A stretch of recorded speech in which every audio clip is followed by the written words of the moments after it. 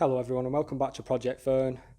Today we're going to be doing the oil and filter on the SportKA. It's pretty much the same on a normal KA. The bits you'll need are a filter strap, some oil, a filter, and it's a 13mm nut on the end of a breaker bar. First things first, let's get this car jacked up in air.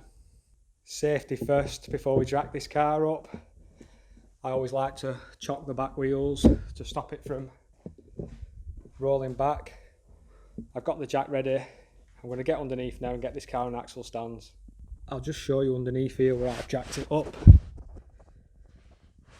I jack up under this bolt here and then I put the axle stand where it's double skinned on this chassis leg, or whatever you want to call it, jacking point.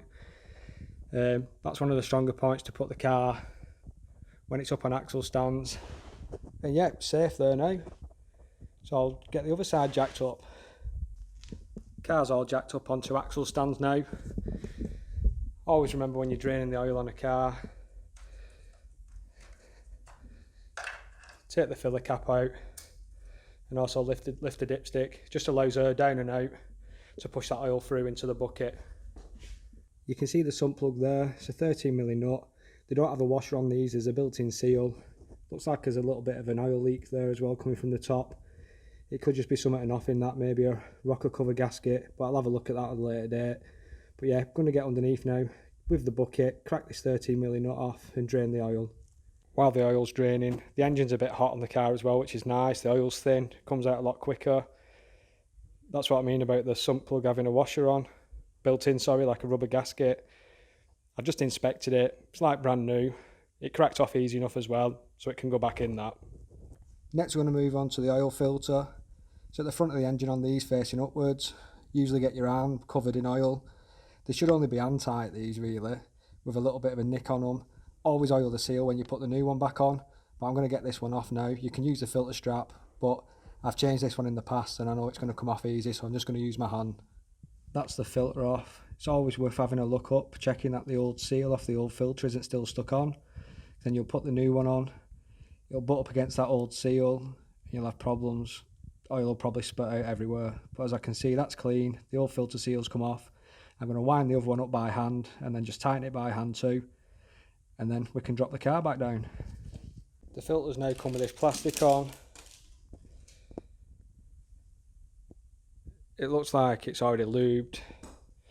I always like dipping my hand in the old oil and just putting a bit on to lube it up before I put it back on.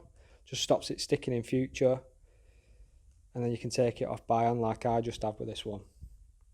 That's the old oil there. Luckily the tip near me, it allows you to put old oil there, so I can take it there, put it in a bucket and dispose of it properly, so we're not damaging the environment. The oil and filter's now done on the SportKA.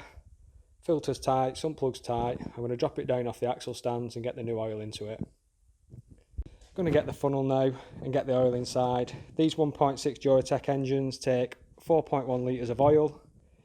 It's always better to put a little under, get it started and then top it up once the engine's been put through the oil, through the engine and it's settled a bit. So we'll do that now.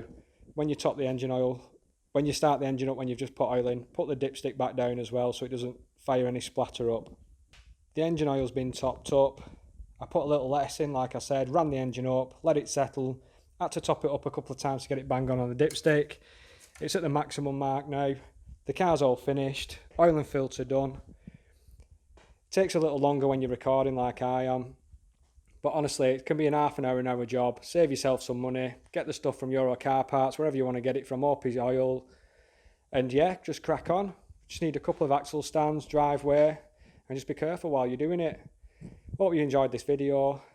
Keep subscribing people, keep watching, hit the like button, any comments, leave them in the comment section below. I'm getting loads of people asking me loads of questions about the SportKA. I'm going to be doing like a walk round, like buyer's guide for one, and also a bit of an update on this one as well. I had it nearly 3 years now, it's done 61,000 miles, and just take you through what bits are starting to go on this car and which bits are starting to hold up as well. So thanks for watching and I'll see you in the next one.